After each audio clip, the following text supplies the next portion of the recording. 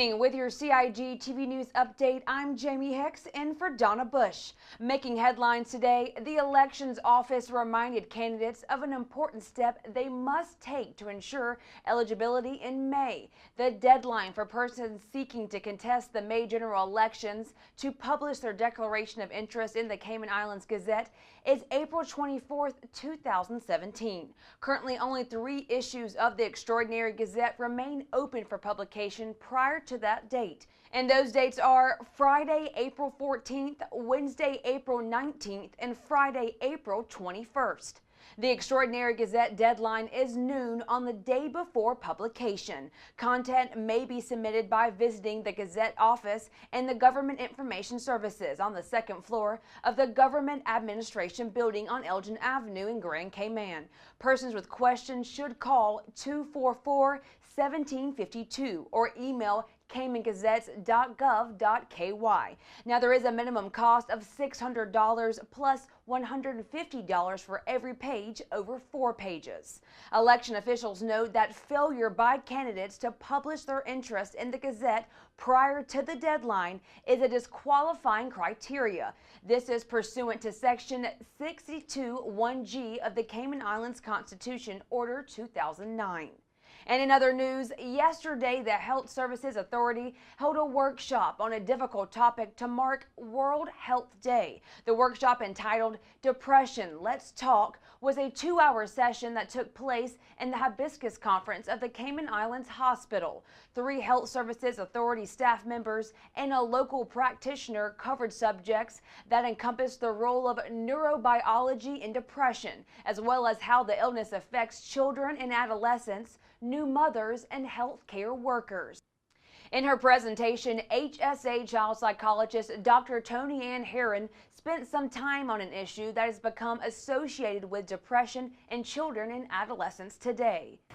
So I wanted to spend a little time on cyberbullying because it's quite topical and it's something relatively new that we now have to contend with. What that is deliberately using digital media to communicate false, embarrassing, or hostile information about another person. It's very common, so about 1/3 of teenagers report being victim to cyberbullying, and it's worse than traditional bullying in a number of ways because, one, the bully can remain anonymous. It can happen at any time, whether the child is at home or at school, and it's pervasive, so everybody's familiar with things going viral and what that means, right? And cyberbullying has been associated with depression and anxiety as well as suicidality.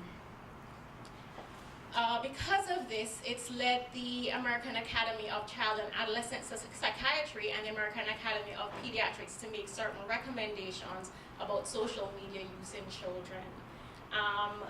Among those recommendations are that no child under 13 should be on Facebook, and we can extend that to Snapchat and Instagram and whatever else, social media platforms.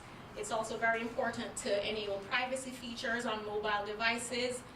Parents are encouraged to check up on their children, to monitor what they're doing online, and to limit the time that their children are spending online.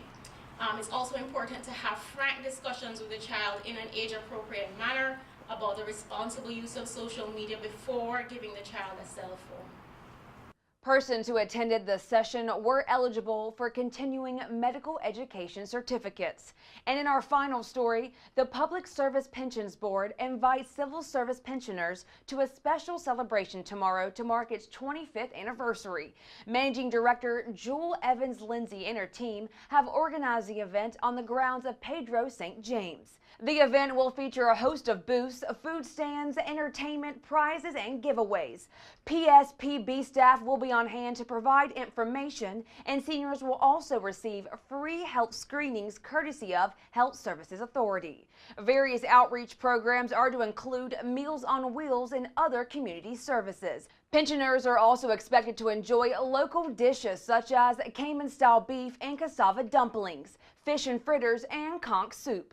Free transportation for pensioners from all districts is available to and from the event. Please call at 917-8851 to confirm your attendance. A Pensioners Appreciation event is also being planned for seniors in Cayman Brac on Monday, April 24th of this year. And that's our headlines for now. As always, if you missed today's news update, you can get all the details on our Facebook and YouTube pages. And of course, don't forget to tune in to Radio Cayman's Talk Today show, which is always packed full of exciting guests. For now, I'm Jamie Hicks. Good night and thanks for watching.